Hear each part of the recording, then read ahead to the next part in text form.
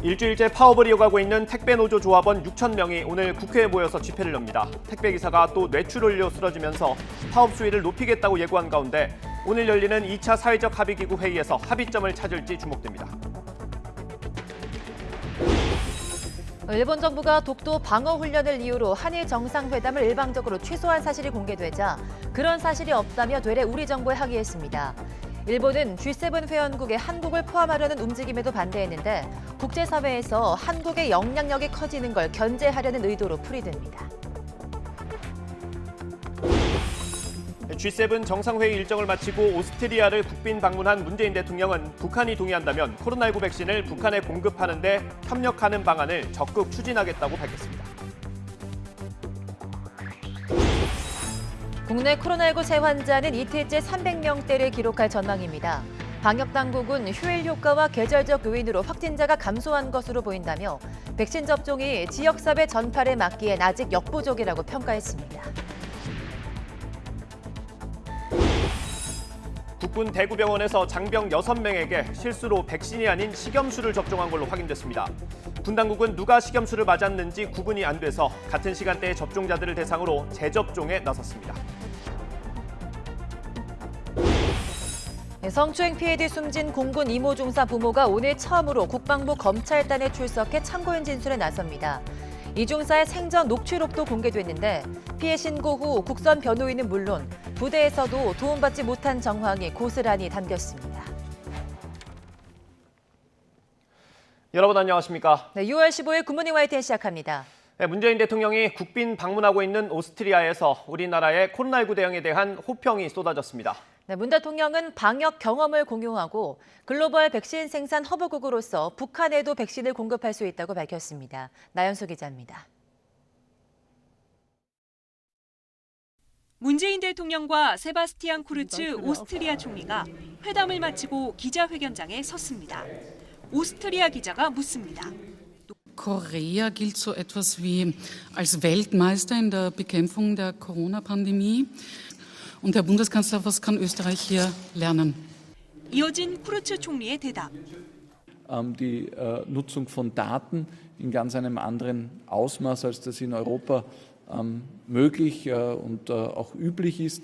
Und das ist sicherlich etwas, wo wir im Detail 문 대통령은 방역과 접종 분야에서는 정치적 고려보다 전문가들의 의견을 존중하는 게 중요하다고 답했습니다. 국민의 협조도 필요하다며 우리 국민의 자발적 방역 동참을 상징하는 마스크를 들어 보였습니다. ICT 기술의 필요성과 함께 개인정보 보호라는 과제도 제시했습니다. ICT 기술 같은 진보된 기술을 적극적으로 활용할 필요가 있다고 생각합니다. 동시에 개인정보를 보호할 것인지 이런 국제적인 표준들을 만들어낼 필요가 있다고 봅니다. 앞선 판데어 벨렌 오스트리아 대통령과의 공동 기자회견에서는 글로벌 백신 생산 허브로서의 역할을 강조하며 북한도 당연히 협력 대상이 된다고 밝혔습니다. 북한이 동의한다면 북한의 그 백신 공급을 협력하는 것을 적극적으로 추진하겠습니다. 미국도 북한에 대한 인도주의적 협력에 대해서는 적극 지지하고 있다는 말씀을 드립니다. 판데어 벨렌 대통령도 공감했습니다. Den ärmeren Ländern hier zu helfen, zu entsprechenden Impfstoffen zu kommen. Das gilt, wenn Nordkorea das will, sicher auch für Nordkorea, weil es ist eine humanitäre Frage. 내년 수교 130주년을 앞두고 우리나라 대통령으로는 처음으로 오스트리아를 국빈 방문한 문 대통령. 양국 관계를 전략적 동반자 관계로 격상하고 수소 등 4차 산업 분야 협력을 약속한 데 이어 문화, 예술, 청소년 교류와 투자 확대를 위한 협정을 각각 체결했습니다. YTN 나연수입니다. 문재인 대통령과 함께 오스트리아를 국빈 방문하고 있는 김정숙 여사는 도리스 슈미다우어 대통령 부인과 함께 비엔나 미술사 박물관을 찾았습니다. 김 여사는 이곳에서 지난 1892년 한국과 오스트리아 수교 직후 고종이 프란츠 요제프 1세 황제에게 선물한 조선 왕자 투구와 갑옷을 관람했습니다. 김 여사는 오랜 시간이 흘렀는데도 조선 왕자의 투구와 갑옷이 잘 보존된 것처럼 한국과 오스트리아 관계도 돈독히 이어지길 바란다고 말했습니다. 김 여사는 우리나라 전통 농기구인 호미를 식물원 측에 전달했습니다. 주요 7개국 G7이 중국을 견제하는 성명을 발표하자 중국은 내정 간섭하지 말라면서 반발했습니다. 네, 코로나19 재조사 요구도 거부했습니다. 베이징에서 강성욱 특파원이 보도합니다. 주요 7개국 G7 공동성명에 대해 영국 주재 중국 대사관이 조목조목 반박을 했습니다. 중국이 단오제 휴무여서 회담 개최지에 중국 공관이 대신 나선 걸로 보입니다. G7의 공동성명이 중국에 대한 음해며 내정 간섭이라는 주장입니다. 특히 신장 인권 탄압 문제는 사실이 아니라고 일축했습니다. 홍콩의 자치 요구에 대해서는 홍콩은 중국에 반환된 만큼 나서지 말라고 요구했습니다. 타이완 문제의 평화적 해결을 촉구한 데 대해서는 더 강경했습니다. 핵심 이익이 걸린 문제라며 반드시 통일을 하겠다고 받아쳤습니다. G7을 동원한 미국의 압박에 맞대응을 하겠다는 입장도 밝혔습니다. 配合美国方面现在提出来的要把美国和中国的竞争以及美国和世界的关系把它简单化为所谓的民主对非民主这样一种关系。 관변 매체들은 최후의 만찬을 최후의 G7으로 패러디한 만화를 소개하며 G7을 깎아내렸습니다. 미국은 달러를 마음대로 찍어내고 일본은 원전 오염수를 잔에 따르는 동물로 비유됐습니다. 초청을 받은 인도는 탁자 아래서 코로나19 환자 신세로 앉아있는 코끼리로 묘사됐습니다. 美国更是为了维持它在西方发达经济体中间的主导地位，极尽打压之能事，以美国优先为前提，自私霸道，毫无底线。 중국은 코로나19 기원을 재조사하자는 G7의 요구에 대해서는 이미 끝난 일이라며 거부했습니다. G7의 공동성명에 대해 중국은 내정 간섭이라며 반발하고 있습니다. 하지만 동맹을 규합해 중국을 압박하려는 바이든 대통령의 행보는 계속될 예정이어서 미중의 대립은 더 첨예해질 전망입니다. 베이징에서 YTN 강성웅입니다. 이번 G7 정상회의 기간 한일 양국이 약식 정상회담에 잠정 합의했지만 일본 측이 일방적으로 취소한 걸로 파악됐습니다. 네, 우리 군이 실시하는 독도 방어 훈련을 이유로 들었는데 매년 진행되는 정례 훈련을 명분으로 정상 외교를 거부하는 것인 비우호적 행동이라는 지적이 나오고 있습니다. 김도원 기자입니다. 2박 3일간 계속된 주요 7개국 G7 정상회의 기간 한일 정상회담은 없었습니다. 문재인 대통령이 만찬장 등에서 스가 일본 총리에게 다가가 짧은 인사를 나눈 게 전부였습니다.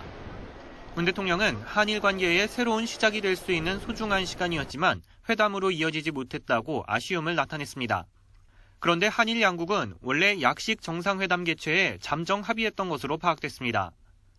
외교부 당국자는 실무 차원에서 한일 약식 회담에 잠정 합의했지만 일본 측이 우리의 동해 영토 수호 훈련을 이유로 결국 응하지 않았다며 유감을 표시했습니다. 매년 2차례 정기적으로 실시되는 독도 방어 훈련을 이미 잠정 합의한 회담의 취소 사유로 거론한 건 적절하지 않다는 지적이 나옵니다. 독도 때문에 이 문제를 정상회담을 못한다면 앞으로도 영원히 못하는 거죠. 핑계나 명분과 일본 국민에게 설명하기에는 그나마 도움이 될런지 몰라도 객관적으로 볼 때는 전혀 설득력이 없는 설명이죠. 스가 총리는 강제징용, 위안부 피해 배상 문제에 대해 한국이 해결책을 제시해야 한다며 국가 간의 약속이 지켜지지 않고 있는 상태라고 거듭 주장했습니다. 한국 피해자들의 배상 요구는 2015년 위안부 합의와 1965년 청구권 협정 위반이라는 인식을 재확인한 것입니다. 우리 정부는 역사 문제와 별개로 한일 협력을 계속 추진하자는 투트랙 접근을 촉구하고 있지만 호응이 없습니다. 스가 총리는 지지율 하락으로 곤란을 겪고 있고 문 대통령도 임기 말에 접어든 만큼 한일 관계 개선에 동력을 찾기는 당분간 어려울 거라는 비관적 전망이 우세합니다. YTN 김도원입니다. 이런 우리 정부 입장에 대해서 일본은 정상회담을 일방적으로 취소한 사실이 없다면서 되레 우리나라에 항의했습니다. 불과 몇 년 전에는 정상 간 대화에 조건을 붙여선 안 된다더니 이젠 한국이 먼저 해법을 가져오지 않으면 대화에 나서지 않겠다는 식입니다. 도쿄에서 이경화 특파원이 보도합니다. 隣国の首脳が会うのに前提をですねつけるべきじゃないこういうふうに考えています。 지난 2015년 위안부 문제 등을 이유로 한일 정상회담에 응하지 않던 한국에 당시 스가 관방장관이 내놓은 말입니다. 지금 일본의 입장은 정반대입니다. 기대를 모은 한일 정상회담이 불발로 끝난 뒤 스가 총리는 한국이 현안에 대한 해결책을 제시해야 한다는 입장을 다시 드러냈습니다. 벌써 수년째 일본은 받아들일 수 있는 해법을 내놓기 전까지 관계 개선은 없다는 사실상의 조건을 내걸고 있습니다. 그럼에도 일본 정부는 한일 정상회담이 열리지 못한 것은 일정상 그렇게 된 것뿐이라며 오히려 한국을 비난했습니다. そのような事実は全くありません。このように事実に反するのみならず一方的な反襲は極めて遺憾であり、直ちに韓国側に抗議をしたところであります。 니혼게이자이 신문은 G7 회원국에 한국 등을 포함시키려는 움직임에 일본이 반대했다고 전했습니다. 코로나 이후 선진국이라고 믿기 힘들 만큼 뒤처진 일본의 민낯이 세계에 알려진 데 비해 국제사회에서 한국의 영향력은 점점 커지는 것을 노골적으로 견제하는 겁니다. だからアメリカに対してはじゃあ韓国はそういうアメリカに対して売るものがあるんだけど日本は売るものがないと。だからそういう意味では余裕がなくなっている。だからその韓国がちょっとでも偉そうな顔をするのは絶対に気に入らないっていうか。 일본 SNS에서는 문 대통령이 다른 나라 정상들과 환하게 웃고 있고 스가 총리는 혼자 떨어져 있는 G7 정상회의 사진이 화제가 됐습니다. 소통 능력의 차이라는 설명과 함께 올라온 사진에 일본 정치학자 야마구치 지로 교수는 이런 인물을 지도자로 하고 있는 자신의 무력함이 부끄럽다며 통렬한 자기 비판을 내놨습니다. 도쿄에서 YTN 이경아입니다. 미국과 유럽의 집단 안보 체제인 북대서양 조약기구 나토 정상들이 공동 성명에서 중국에 대해 처음으로 강경한 압박을 공식화했습니다. 네, 북한에도 핵전력과 탄도미사일 폐기를 종용하면서 비핵화를 위해 미국과 협상할 것을 촉구했습니다. 네, 보도에 김영근 기자입니다. 나토 회원국 정상들은 공동 성명에서 중국을 국제 질서와 안보에 대한 구조적 도전이라고 규정했습니다. 특히 핵무기를 확충하고 사이버 공격을 펼치고 러시아와 군사적으로 협력하고 있는 데 대해서 우려했습니다. 그러면서 중국을 향해 국제적 약속을 지키고 책임감 있게 행동하라고 요구했습니다. NATO leaders called on China to uphold its international commitments and to act responsibly in the international system, including in space, cyber, and maritime domains. 나토가 중국의 군사적 부상을 주요 도전 과제에 포함한 건 처음입니다. 주요 7개국 G7에 이어 나토에서도 중국 압박을 위한 공동 전선을 구축하고 나선 겁니다. 나토는 북한 문제와 관련해서도 완전하고 검증 가능하며 불가역적인 비핵화 목표를 지지한다고 밝혔습니다. 또 이를 위해 미국과 의미 있는 협상에 나서라고 북한에 촉구했습니다. 핵전력과 탄도미사일 폐기 등 관련 프로그램을 포기할 것도 요구했습니다. 이번 공동성명 기조는 이전과는 사뭇 다른 것입니다. 앞서 2019년 정상회의에서는 중국의 영향력 확대가 기회이자 도전이라고 언급하는 등 조심스러운 기조였습니다. 북한에 대한 언급도 없었습니다. 나토의 기조가 이같이 강경하게 변한 배경에는 미국이 있는 것으로 보입니다. 이번 회의에서 바이든 대통령은 중국에 대한 압박 강화를 종용한 것으로 전해졌습니다. 공동성명에 북한이 언급된 것도 바이든의 영향으로 보입니다. 이 때문에 이번 공동성명은 바이든 대통령의 외교적 승리의 결과물이라고 외신들은 평가했습니다. YTN 김영근입니다.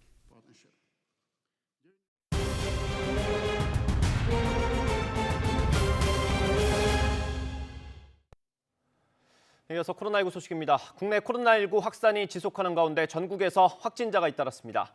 어제 0시부터 밤 9시까지 전국에서 양성 판정을 받은 신규 확진자는 333명으로 집계됐습니다. 그제 같은 시간에 집계된 360명보다 27명이 적습니다.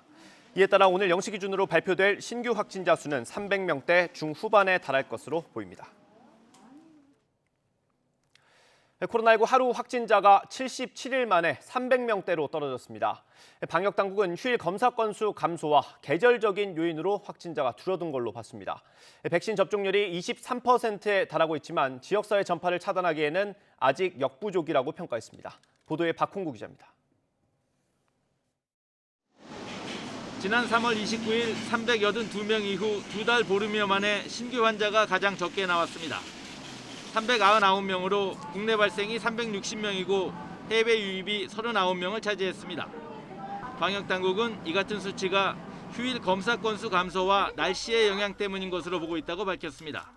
최근에 계절적인 그런 이유로 굉장히 많은 환기를 시행하고 있어서 그런 밀폐된 환경들이 줄어들고 또 하는 그런 부분들, 그리고 국민 여러분들께서 방역 수칙을 철저히 지켜주시고.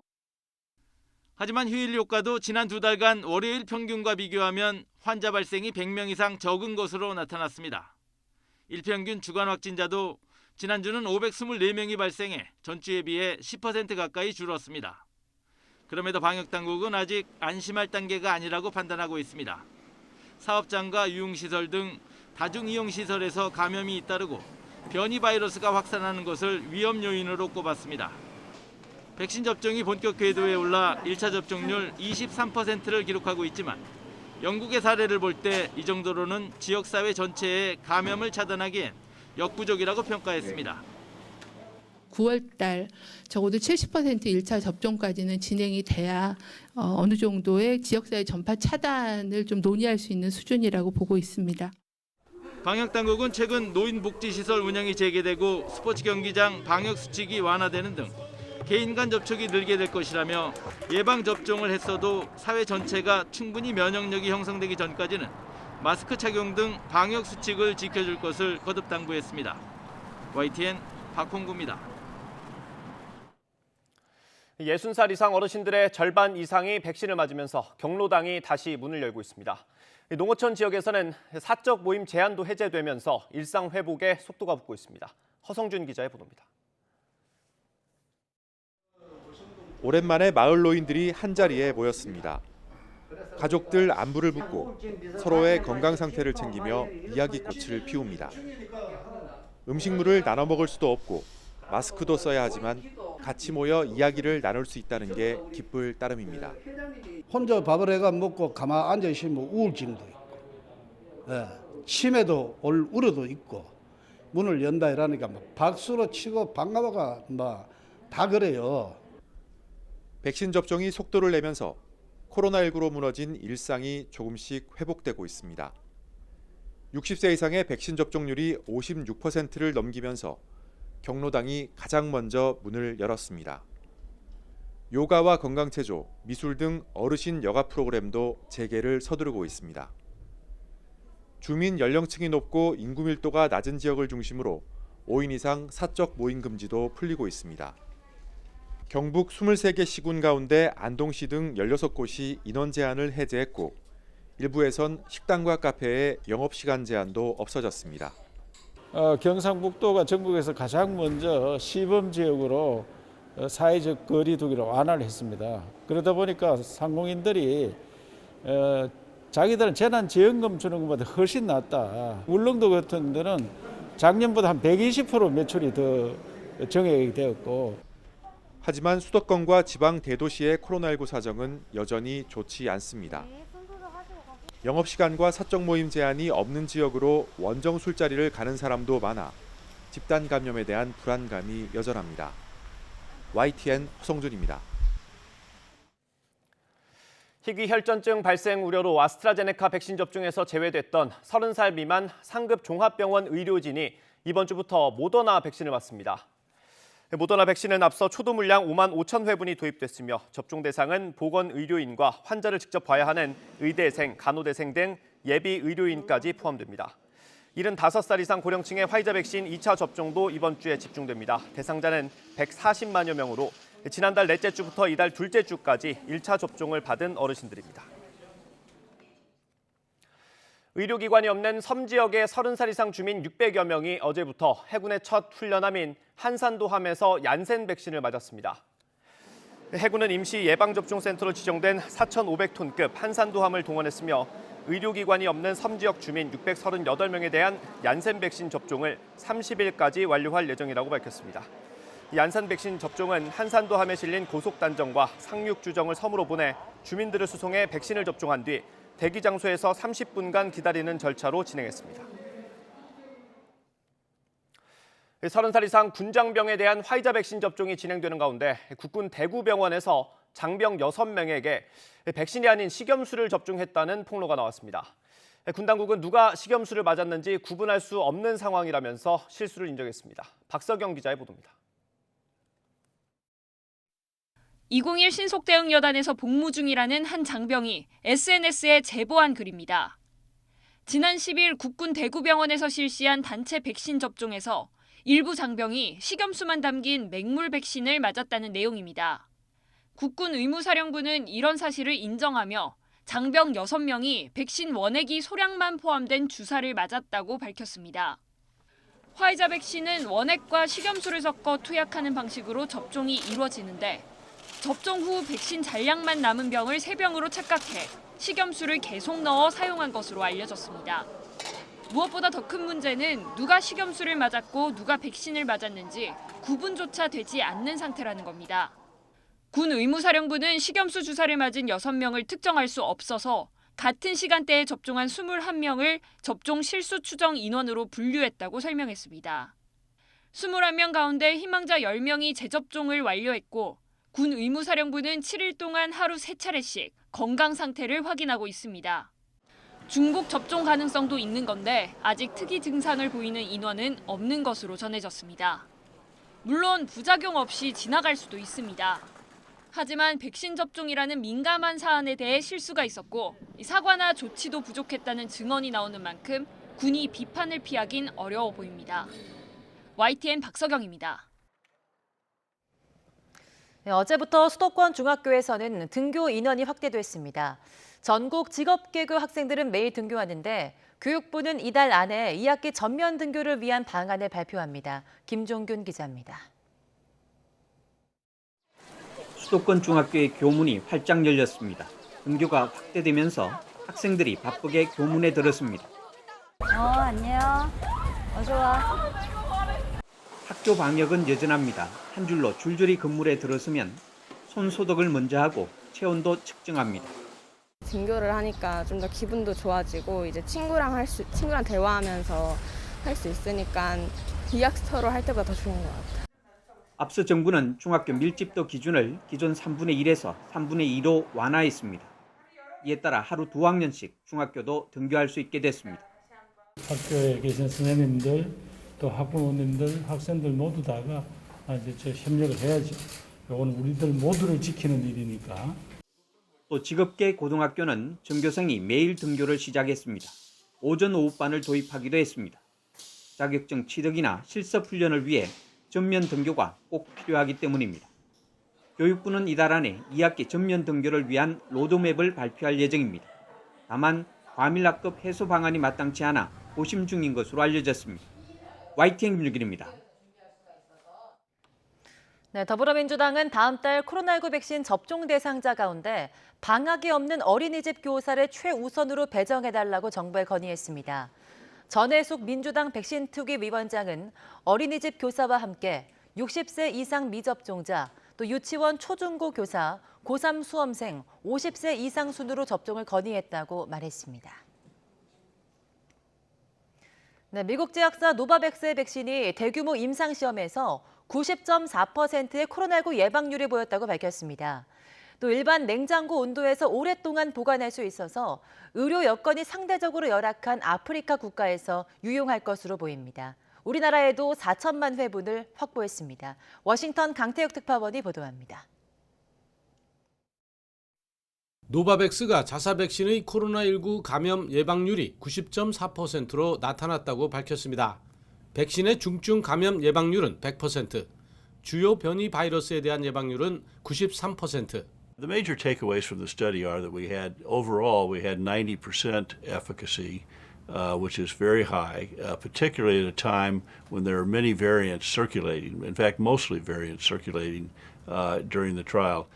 이는 미국과 멕시코에서 3만 명에 가까운 18세 이상 자원자들을 대상으로 임상시험을 시행한 결과입니다. 노바백스는 백신의 안정성을 확인했다고 강조했습니다. 또 일반 냉장고 온도에서 오랫동안 보관할 수 있다고 설명했습니다. 이에 따라 초기 생산 백신의 많은 물량을 중저소득 국가들에게 주기로 했습니다. We need vaccines to go globally, particularly in low and middle income countries, and our vaccine is uniquely suited for that because it's stable at normal refrigerated temperatures, and that will help. 노바백스는 오는 9월 말까지 미국과 유럽 등에서 긴급 사용 승인을 추진할 예정입니다. 오는 9월까지 매달 1억 회분을 생산하고 이후에는 1억 5천만 회분으로 늘릴 계획입니다. 특히 우리나라도 2천만 명에게 접종할 수 있는 4천만 회분을 계약했습니다. 그 가운데 최대 2천만 회분이 올해 3분기 안에 도입될 예정입니다. 워싱턴에서 YTN 강태욱입니다. 지난달 초 41만 명을 넘어섰던 인도의 코로나19 하루 신규 확진자 수가 7만 명으로 줄어드는 등 대확산 기세가 꺾였습니다. 7만 명대를 기록한 것은 지난 4월 1일 이후 74일 만에 처음입니다. 감염자 폭증세가 가라앉으면서 각 지역의 봉쇄도 단계적으로 속속 풀려 수도 뉴델리의 경우 식당과 쇼핑몰, 상점 등의 영업이 거의 정상화됐습니다. 그제 또 택배기사가 뇌출혈로 쓰러졌습니다. 가족과 택배 노조는 심한 과로 때문이라면서 당장 분류 인력을 투입하라고 주장하면서 투쟁 수위를 높이기로 했습니다. 오늘부터는 2차 사회적 합의를 위한 회의가 진행됩니다. 홍민기 기자의 보도입니다. 지난 13일 새벽 롯데택배 노동자 47살 임모 씨가 집에서 잠을 자다가 뇌출혈 증세를 보여 병원으로 옮겨졌습니다. 가족들은 지병 없이 건강했던 임 씨가 쓰러진 건 이른 아침부터 새벽까지 이어진 과로 때문이라고 주장하고 있습니다. 어떤 날은 제가 막 새벽에 안 들어오니까 전화를 계속 하면은 막 어디서 졸았어, 뭐 넘어졌어, 뭐 이렇게도 얘기를 막 하더라고요. 그래서 특히 임 씨 동료와 노조 측은 지난 1월 택배 노사가 체결한 1차 사회적 합의 내용이 적용되지 않은 게 문제라고 분통을 터뜨렸습니다. 추가 인력이 투입됐지만 분류 작업을 다 맡기엔 턱없이 적은 숫자였고 밤 10시를 넘기는 심야 배송도 계속됐다는 겁니다. 물건을 첫 배송을 시작하는 시간이 늦어지다 보니까 당연히 퇴근 시간은 늦어지는 거죠. 11시, 12시 뭐 그런 건 기본이고 명절 때 같은 데는 날을 새서도 합니다. 합의 이행을 촉구하며 지난 9일부터 파업을 벌이고 있는 택배 노조는 2차 사회적 합의를 앞두고 파업 수위를 높이겠다고 예고했습니다. 분류 작업에 즉시 인원을 투입하라며 전국 곳곳에서 동시다발 기자회견을 연 데 이어 전국의 조합원 6,500여 명이 국회 근처에 모여 농성을 벌이기로 했습니다. 정부는 택배 노동자들의 이러한 현실을 제대로 직시하지 못하고 주저하고 있습니다. 이런 상황에서 택배 노동자들은 불가피하게 서울 상경을 결정했습니다.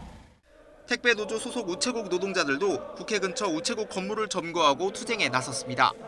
소포 배달원들이 분류 작업을 하는 대신 사회적 합의에 따라 수수료를 지급하기로 약속했는데 우정사업본부가 이를 지키지 않았다고 비판했습니다. 우정사업본부의 이런 행태가 국민들 대상으로 한 새빨간 거짓말이고 사기극이라고 주장하고 있는 것입니다. 택배 노조원은 전체 택배 기사의 11% 남짓이지만 파업이 길어지면 배송 차질을 빚는 곳도 늘어날 것으로 보입니다. 정부와 여당, 택배 노사는 이틀 동안 택배 노동자 과로사 방지를 위한 2차 사회적 합의 기구를 열 예정입니다. 내일에는 결론을 낸다는 목표지만 노사 입장차가 좁혀질 수 있을지는 미지수입니다. YTN 홍민기입니다. 택배 노동자 과로사 방지 대책을 논의하는 2차 사회적 합의 기구와 관련해 택배 노조가 대규모 집회를 예고한 데 대해 경찰이 엄정 대응하겠다고 밝혔습니다. 서울경찰청은 전국 택배 노조가 대규모 집회를 예고했다며 미신고 집회를 강행하는 등 방역 수칙을 위반하면 관련 법령에 따라 해산 조치하겠다고 밝혔습니다. 36살 이준석 대표가 이끄는 국민의힘 새 지도부는 공식 일정 첫날부터 관행을 깨는 파격적인 행보를 이어갔습니다. 당직 인선에 대해서 공개적인 문제 제기가 나오면서 불안한 시선도 있지만 전반적으로는 역동적인 변화가 반가운 기색이었습니다. 이경국 기자의 보도입니다. 36살 젊은 당대표를 필두로 한 국민의힘 새 지도부의 행보는 시작부터 파격이었습니다. 국립서울현충원을 찾던 전임 지도부와 달리 서해 수호 희생장병의 묘역이 있는 대전 현충원을 찾아 희생과 헌신을 잊지 않겠다고 강조했습니다. 보훈 문제나 아니면 여러 사건, 사고의 처리에 관해서는 적극적이지 못했던 면도 있습니다. 그래서 그런 부분을 상당히 반성하면서 이어서 향한 곳은 광주 건물 붕괴 사고 희생자들의 합동 분향소였습니다. 보수정당 대표로는 이례적으로 첫날 광주를 방문하며 호남 동행을 거듭 강조한 겁니다. 공유자전거 따릉이를 이용하는 이 대표는 주류 정치인에게 외면받았던 논제들을 선점할 거라며 파격의 의미를 이렇게 설명했습니다. 사실 저희가 지금 행하는 파격이라고 하는 것들은 새로움을 넘어가지고 여의도의 새로운 표준이 되어야 합니다. 그 다양한 생각이 공존할 수 있는 그릇이 되어야 하고요. 변화에 대한 두려움보다는 새로움에 대한 기대가 우리의 언어가 되기를 바라면서 첫 최고위원 회의에서는 사전 협의를 거치지 않은 당직 인선에 대한 우려의 목소리도 나왔지만 최고회의에서 협의를 해야 되거나 또는 결정해야 될 많은 일들이 사전에 전부 다 공개가 되고 이미 발표가 된다면 최고회의가 사실은 형해화되고 새벽 5시부터 첫날에만 10여 개의 일정을 폭풍 소화하는 활력에 기분 좋은 긴장감을 나타내기도 했습니다. 새벽 3시부터 일어나서 우리 대표님과 함께 지도부가 대전과 광주를 찍고 지금 다시 여의도로 왔는데요. 사실 많이 피곤하네요. 이 대표는 당박 대선 주자들을 서둘러 불러 모아야 한다는 지적에는 의원총회 발언을 통해 빅텐트를 치겠다고 답했습니다. 청년 대표를 중심으로 닻을 올린 국민의힘 새 지도부. 일단 시작은 순조로워 보이지만 민심이 요구한 변화와 동시에 야권 전체의 화합을 이끌어야 한다는 숙제를 안고 있습니다. YTN 이경국입니다. 국민의힘 30대 대표 등장해 야권 대선 주자인 윤석열 전 검찰총장도 기대를 나타냈습니다. 반면 위기감을 느끼고 있는 민주당에서는 청년 대선 기획단장이 거론되고 있습니다. 이번 세대 교체 바람이 대선까지 이어질지 주목됩니다. 황혜경 기자의 보도입니다. 더불어민주당이 최고위원회의에서 청년 최고위원의 발언 순서를 앞당겼습니다.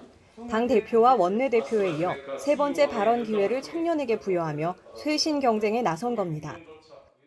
이따금씩은 청년의 목소리를 먼저 듣는 최고위도 괜찮을 것 같습니다. 새로운 정치를 선보일 것으로 기대합니다. 이에 따른 개혁 경쟁은 불가피합니다. 민주당도 질 수 없습니다. 이번 주 안에 대선 기획단을 출범하기로 한 가운데 이동학 청년 최고위원을 단장 물망에도 올렸습니다. 국민의힘이 이른바 이준석 돌풍으로 세대교체 열망을 확인시킨 만큼 민주당도 젊고 파격적인 인물을 내세워야 한다는 목소리가 힘을 받고 있습니다. 젊은 바람의 영향인지 여권의 대선 주자 가운데 유일한 97세대인 박용진 의원의 지지율도 3위로 껑충 뛰어올랐습니다. 개파 정치, 줄 세우는 정치, 이른바 낡은 대세론 이런 것들로 한국 정치를 책임질 수 없고요. 대한민국 국민들이 바라는 변화를 보여줄 수 없다고 생각합니다. 자수성가형 정치인, 개파 없는 정치인 박용진이 국민의힘 이준석 대표는 최근 대선 출마 의지를 밝힌 하태경 의원을 돌풍선상에 올리며 여의도 정치권이 긴장할 것을 주문하기도 했습니다. 오세훈이 한번 그렇게 튀고 이준석이 한번 튀고 만약에 하태경 의원까지 그렇게 약간 튀는 분위기가 만들어질 수 있다면은 박용진 의원까지 포함해가지고요. 그렇다면 이게 2021년의 트렌드입니다.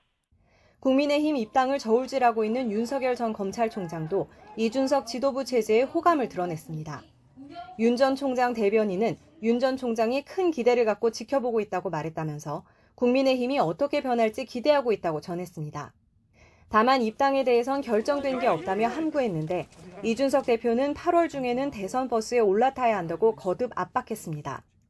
앞서 안철수 대표와도 따로 만난 사실이 확인되면서 국민의당과의 합당 논의도 탄력을 받을지 주목됩니다.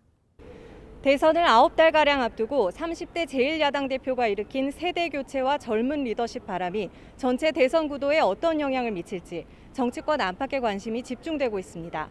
YTN 황혜경입니다.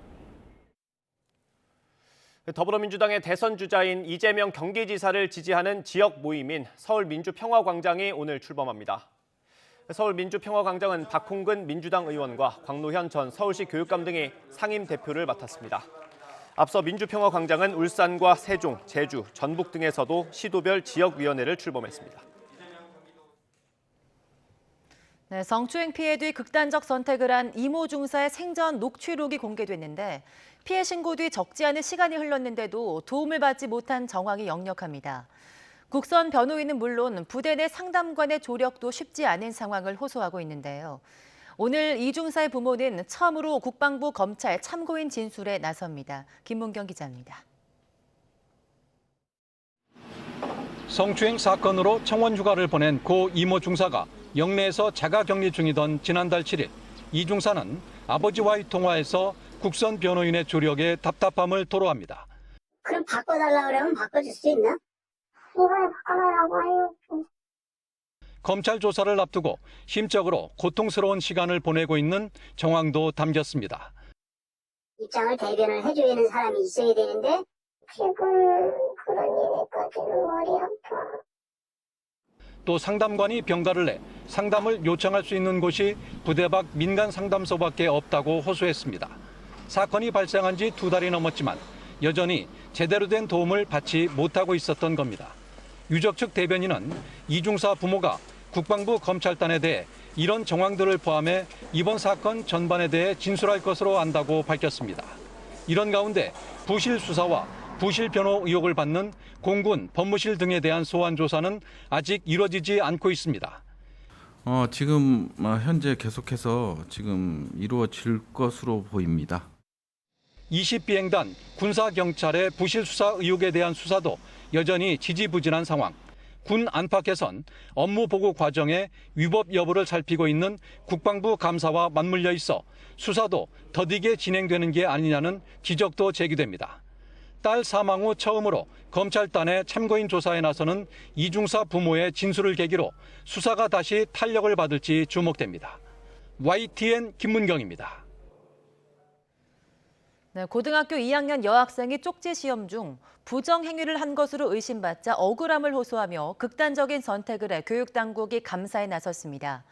경북교육청은 경북 안동의 한 고등학교 2학년인 A양이 지난 10일 오전 9시 40분쯤 학교 인근 아파트 15층에서 뛰어내려 스스로 목숨을 끊었다고 밝혔습니다.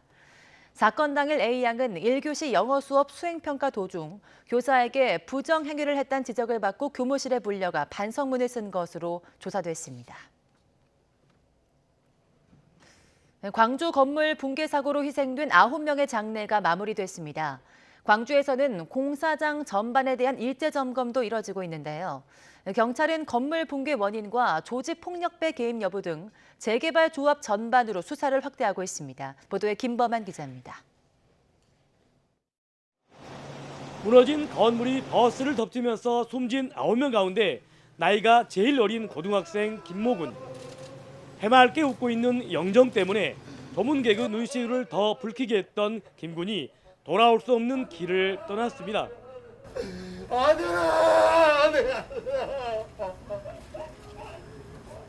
이로써 희생자 9명의 장례는 모두 끝났습니다. 하지만 광주 동구청에 마련된 합동 분향소는 유족이 원할 때까지 놔두기로 했습니다. 안전점검 특별 주간을 선포한 광주광역시는 본격적인 현장 점검에 나섰습니다. 광주에는 해체가 예정된 공사장이 8곳, 일반 공사장도 60여 곳에 이릅니다. 재난당국은 이러한 공사장의 안전성 전반에 대한 강도 높은 점검을 벌여 미흡할 경우 즉각 공사를 중단시키기로 했습니다. 사고 원인을 수사하고 있는 경찰은 이미 철거 과정에서 다단계 하도급이 이루어진 사실을 확인했습니다. 경찰 수사는 재개발 조합으로도 확대되고 있습니다. 16년이나 걸린 학동 4구역 재개발 사업은 지난 2018년 조합장이 바뀌는 과정에 보이지 않는 손이 작용했다는 의혹이 일고 있습니다. 기존 조합장을 몰아내고 새로운 조합장이 들어왔는데 그 이제 3구역 조합장이 들어왔죠. 지금 OS를 안 쓰기로 하고 선거를 치렀어요. 그런데 이 사람들이 OS를 써가지고 그 서명 계획서를 왕창 한 150편을 이렇게 걷어가버려요. 경찰은 특히 부인 앞으로 철거업체를 갖고 있는 조직폭력배 출신 인사가 철거업체 선정 과정에 개입했는지도 들여다보고 있습니다. YTN 김범환입니다.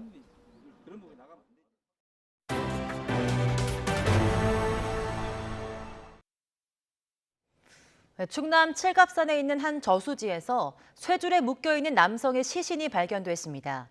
이 남성은 10여 년 전 인근 마을을 떠났던 주민으로 밝혀졌는데요. 경찰은 범죄 연관성을 염두에 두고 수사하고 있습니다. 이문석 기자입니다. 잠수대원들이 저수지에서 수색 작업을 벌입니다. 하루 전 남성 시신 한 구가 떠오른 곳입니다. 인근에 있던 광케이블 작업자가 시신을 발견하고 신고했습니다. 수상하게도 시신 허리 부분에 0.5cm 두께의 쇠줄이 감겨 있었습니다. 철사 여러 개를 꼬아 만든 줄이었습니다. 경찰은 혹시나 철사줄이 다른 물체에 묶여 있었는지 물속을 확인하고 있습니다. 시신이 크게 부패한 상태여서 경찰은 신원 파악에 큰 어려움을 겪었습니다. 어렵게 지문을 분석한 결과 인근에 주소를 둔 50대 남성으로 확인됐습니다. 경찰은 숨진 남성이 10여 년 전 마을을 떠났다는 주민들 말을 참고로 사망 경위 파악에 힘을 쏟고 있습니다. 특히 내의와 셔츠는 입고 있었는데 신발은 벗겨진 상태라 일대에서 유류품 찾는 작업도 벌이고 있습니다. 오래전 마을을 떠났다가 쇠줄에 묶여 숨진 채 발견된 남성. 전담반을 꾸린 경찰은 죽음의 비밀을 풀 단서를 찾기 위해 곧 시신을 부검할 예정입니다. YTN 이문석입니다.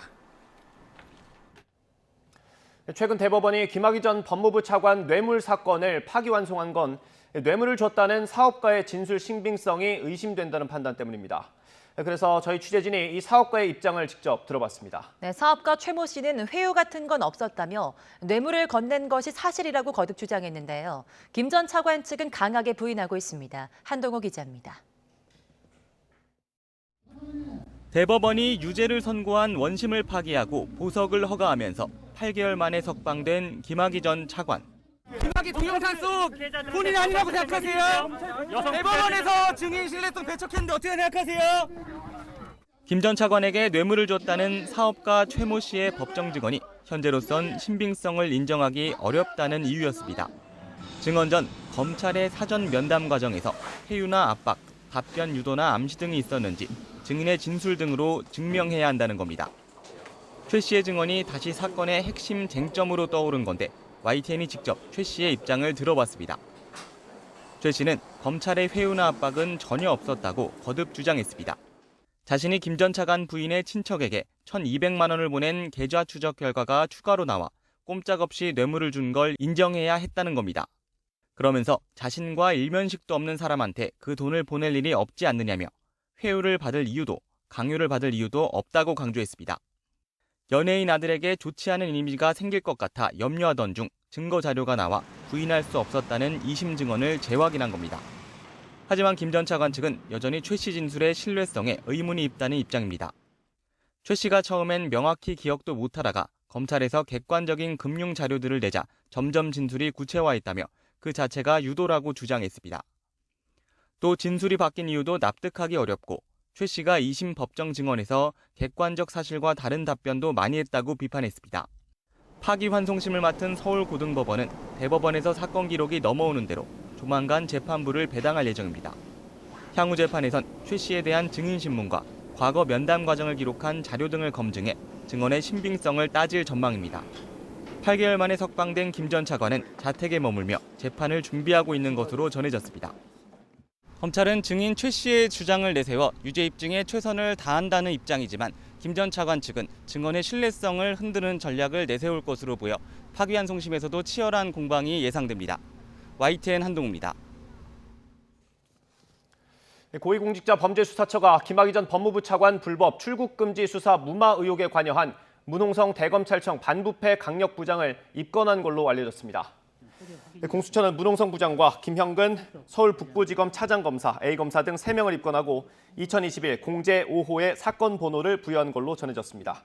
문홍성 부장 등은 지난 2019년 3월 당시 대검 반부패 강력부장이던 이성윤 현 서울고검장과 함께 김학의 전 차관 불법 출금 수사를 막는 데 관여했다는 의혹을 받고 있습니다.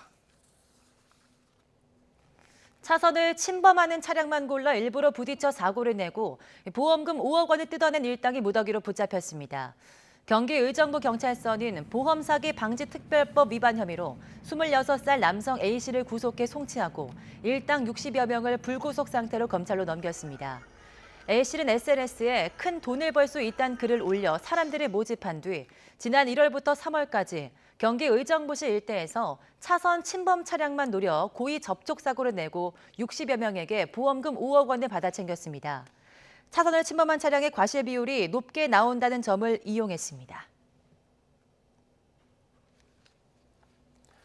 서울 응암동에 있는 음식점에 차량이 돌진해 음식점 손님들이 크고 작은 부상을 입었습니다. 서울 서부경찰서는 어제 낮 1시 40분쯤 응암동 음식점에 50살 남성 A씨가 몰던 승용차가 후진해 돌진하는 사고가 났다고 밝혔습니다. 차량이 식당 안을 덮치면서 식사하던 손님 가운데 11명이 다쳤고 이 가운데 7명이 병원으로 옮겨졌습니다. 경찰은 식사를 마치고 나온 운전자가 주차된 차량을 빼내려다가 사고를 낸 것으로 보고 있습니다. 네, 어제 낮 1시 50분쯤 경기 파주시 광탄면의 양계장에서 불이 났습니다. 이 불로 양계장 비닐하우스 3개동과 닭 2천여 마리가 폐사했습니다. 소방당국은 정확한 피해 규모와 화재 원인을 조사하고 있습니다. 네, BTS가 두 번째 영어곡 버터로 미국 빌보드 싱글 차트에서 3주 연속 정상을 차지했습니다. 빌보드는 현지 시각 14일 BTS의 버터가 매일 싱글 차트 핫백에서 1위를 기록했다고 밝혔습니다. BTS 곡이 빌보드 싱글 차트에서 3주 연속 정상에 오른 것은 이번이 처음입니다. 이로써 BTS 핫백 1위 기록은 다이너마이트 3차례, 피처링 참여곡 세비지 러브 리믹스와 한국어 곡 라이프 고스온 각각 한 차례에 이어서 버터 3차례까지 합쳐 통산 8차례로 늘었습니다. 네, 오늘 아침 나오실 때 우산 챙기셔야겠습니다. 지금 수도권 곳곳에 비가 내리고 있는데요.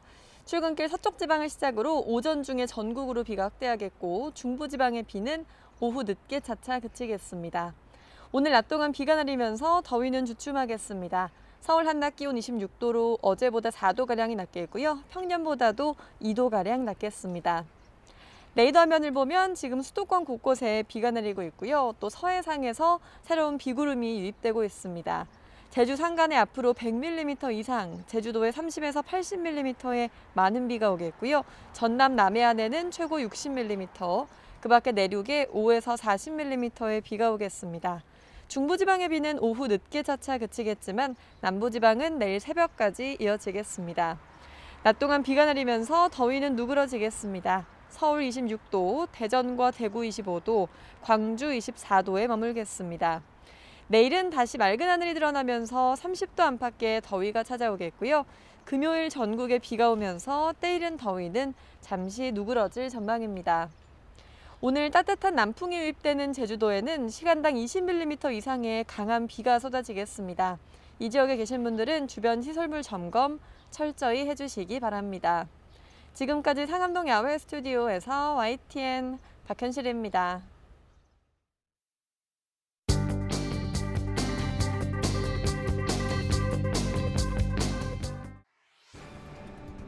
주요 7개국 정상회의에서 불발된 한일 정상회담을 놓고 책임 공방이 거셉니다. 일본이 당초 약속을 깨고 통보도 없이 일정을 취소한 것으로 전해진 가운데 일본 관방장관은 일정이 맞지 않았다고 진화에 나섰다는 소식이 주요 조간 일면에 실렸습니다. 노노 갈등의 이사장 단식, 국민건강보험공단 고객센터 비정규직 노조가 직접 고용을 요구하며 무기한 파업에 들어간 가운데 김용익 건보공단 이사장이 대화로 문제를 풀자며 단식 농성을 시작했습니다. 공공기관의 최고 책임자가 노조를 상대로 단식 농성을 벌이는 것은 매우 이례적이라는 분석입니다. 헌정 사상 첫 30대 당대표가 된 이준석 효과 소식도 일면을 장식했습니다. 첫 공식 일정으로 천안함 묘역 참배에 이어 광주를 찾아 국민의힘에서 광주 시민을 아프게 하는 일은 없을 것이라며 호남 민심 잡기에 나섰습니다. 미중 갈등 조짐이 심상치 않습니다. 유럽 순방 중인 조 바이든 미국 대통령이 북대서양 조약기구 나토 정상회의에 참석해 대중 군사 견제에 나섰다는 소식입니다. 뮤지컬 티켓 30초 만에 매진, 코로나19 백신 접종에 속도가 붙으면서 꽁꽁 얼어붙었던 여행업계와 공연업계에 모처럼 훈풍이 불고 있습니다. 하지만 2학기 전면 등교를 앞둔 교육 현장은 급식과 교실 내 거리두기 과밀 해소 등 우려가 여전한 상황입니다. 조간 브리핑 김현우입니다.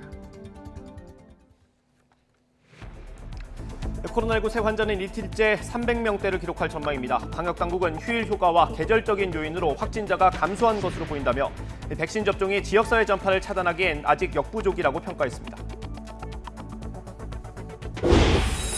과로사 방지 대책을 요구하며 일주일째 파업을 이어가고 있는 택배 노조조합원 6천 명이 오늘 국회 주변에 모여 대규모 집회를 엽니다.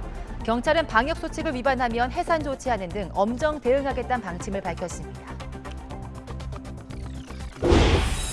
성추행 피해 뒤 숨진 공군 이모중사 부모가 오늘 처음으로 국방부 검찰단에 출석해서 2차 가해 의혹과 보고체계 문제 등에 대해 참고인 진술에 나섭니다. 주요 7개국 G7이 중국을 견제하는 성명을 발표하자 중국은 내정 간섭이라며 강하게 반발했습니다.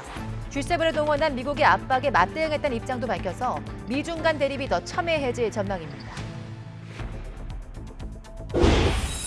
방탄소년단 BTS가 두 번째 영어곡 버터로 미국 빌보드 싱글 차트에서 3주 연속 정상을 차지했습니다. BTS 곡이 빌보드 싱글 차트에서 3주 연속으로 정상에 오른 건 이번이 처음입니다. 굿모닝 YTN 이어갑니다. 국내 코로나19 유행이 지속하는 가운데 전국에서 확진자가 잇따랐습니다. 어젯밤 9시까지 전국에서 양성 판정을 받은 신규 확진자는 모두 333명으로 집계됐습니다. 그제 같은 시간에 집계된 360명보다 27명이 적습니다. 수도권이 250명, 비수도권이 83명입니다. 이에 따라 오늘 0시 기준으로 발표될 신규 확진자 수는 300명대 중후반에 달할 것으로 전망됩니다. 섬 지역 주민들을 대상으로 한 번만 맞아도 되는 얀센 백신 접종이 어제부터 시작됐습니다. 해군 함정이 도서 지역까지 찾아가 배 위에서 백신을 접종했는데요. 주민들은 세심한 배려에 감사하다며 고마움을 표시했습니다. 이동호 기자입니다. 병원과 의료기관이 없는 전라남도 도서 지역 주민들에게 해군 고속단정이 다가갑니다. 한 번만 맞아도 코로나19 예방 효과가 완성되는 얀센 백신을 접종하기 위해 이들을 해군 함정으로 실어 나르려는 것입니다. 너무 좋죠. 지금은 이제 코로나 백신도 지금 모여가지고 신청하면 몇 개월을 걸려야 되는데 이게 정부에서 군하고 이렇게 해서 시군에서 저희한테 이게 너무 엄청 큰 도움이 됐죠. 바닷길을 15분 달려 목적지인 한산도함에 도착한 주민들은 사다리를 타고 경납고에 설치된 접종센터로 이동합니다. 접종 전에는 체온과 혈압을 검사하고 문진표를 작성합니다. 생전 처음 경험하는 함정 위 백신 접종에 잠시 긴장감이 흐르기도 했지만 의료진의 세심한 배려에 이내 안도합니다. 지금 토하고 엄청 바쁘거든요. 근데 그 시간 엄청 단축해 주셔서 감사할 따름입니다.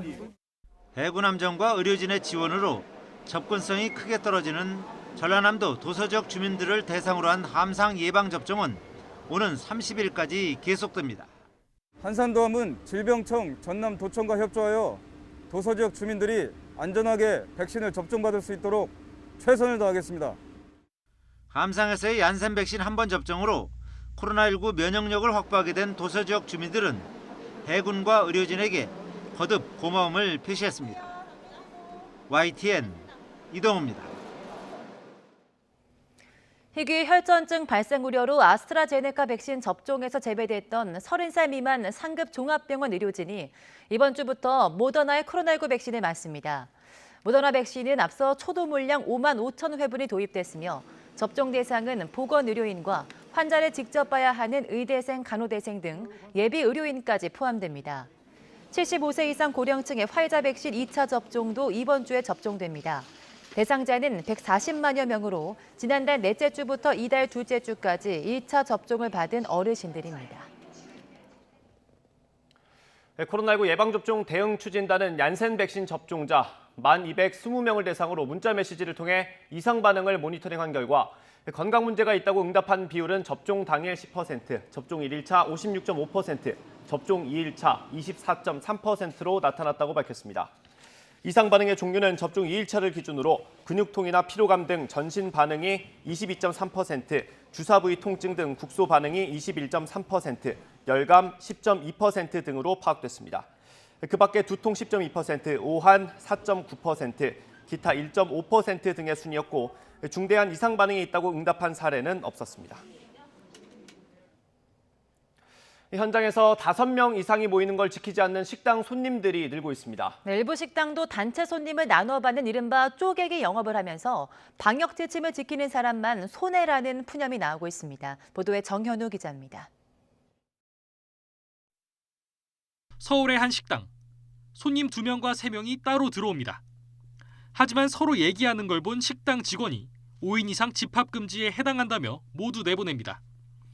점심시간 내내 비슷한 일이 반복됩니다. 5, 6명씩 무리지어 들어와 일행이 아니라고 우기며 바로 옆 테이블에 나란히 앉는 식입니다. 사이 1시간 사이에 이제 한 3팀을 돌려보냈거든요. 저희가 이제 마음 같아서는 받고 싶죠. 지금 저희가 지금 적자도 나고 지금 월세도 못 드리는 상황이에요. 식당에서 방역 지침을 안내하면 대부분 나가지만 무시하고 들어와 자리를 차지하고 버티는 경우도 적지 않습니다. 왜 이렇게 유난이냐. 그냥 따로따로 앉겠다는데 어차피 꽉 차면은 옆에 앉는 거 아니냐. 왜 그러냐면서 이제 욕하시는 분들도 계시고 좀 좋게 나가시는 분들은 거의 많이 없죠. 손님 1명이 아쉬운 일부 식당은 단체 손님을 쪼개서 받기도 합니다. 구청에선 단속보다는 계도에 중점을 두고 있습니다. 지역도 너무나 넓고 많은데 인원이 없는 거고 시간상의 어떤 제약을 받는 것도 있고 자체로 나눴을 때는 거의 없었어요. 방역 지침을 잘 지키는 식당이 오히려 억울한 상황. 식당이나 카페처럼 유독 자영업에만 엄격하냐는 볼멘 소리도 나옵니다.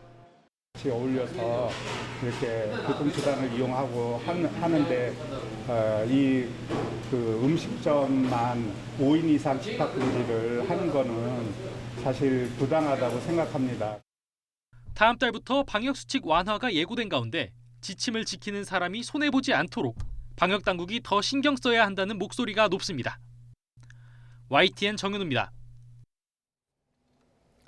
미국과 영국에서 인도에서 처음 확인된 델타 변이 바이러스가 빠른 속도로 확산하고 있습니다. 네, 이에 따라 영국은 오는 21일로 잡아놨던 봉쇄 전면 해제 날짜를 다음 달 19일로 연기했습니다. 김원대 기자입니다.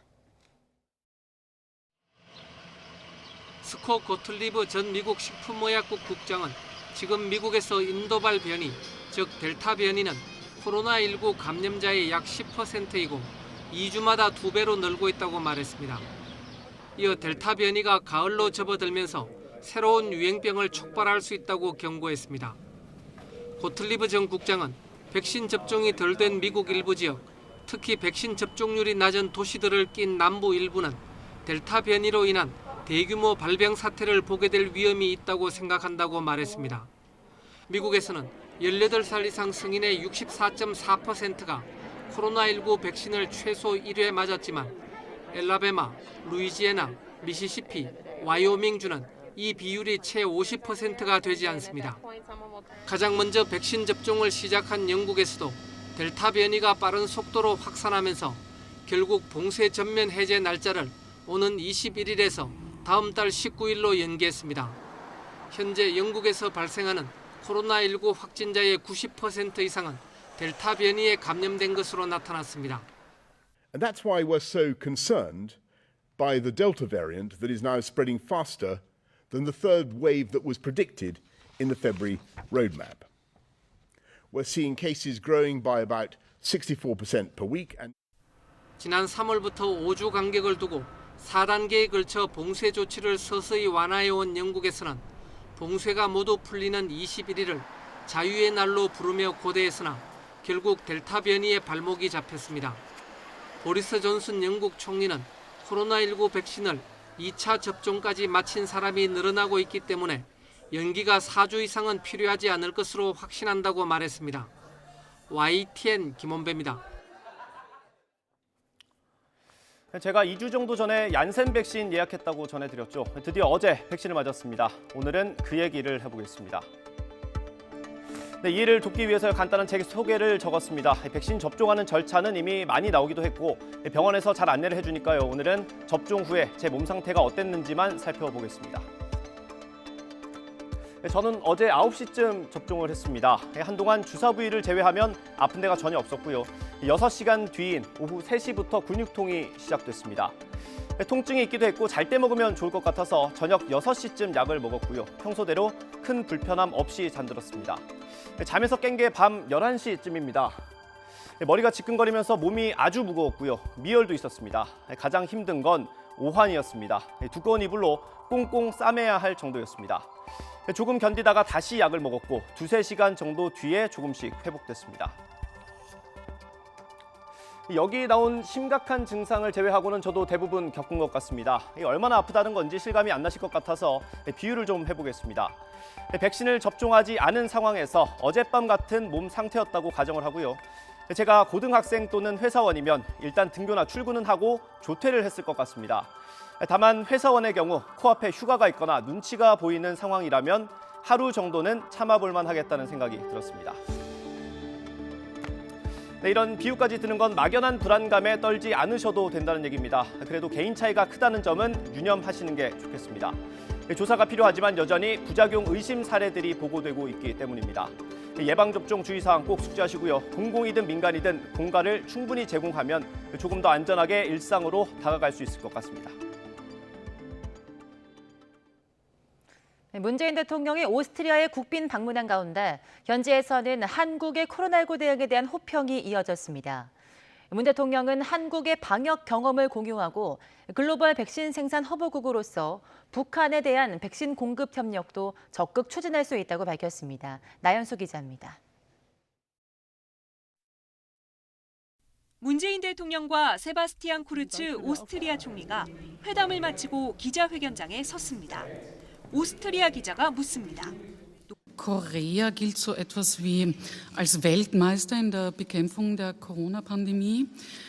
Und Herr Bundeskanzler, was kann Österreich hier lernen? 이어진 쿠르츠 총리의 대답. Die Nutzung von Daten in ganz einem anderen Ausmaß, als das in Europa möglich und auch üblich ist.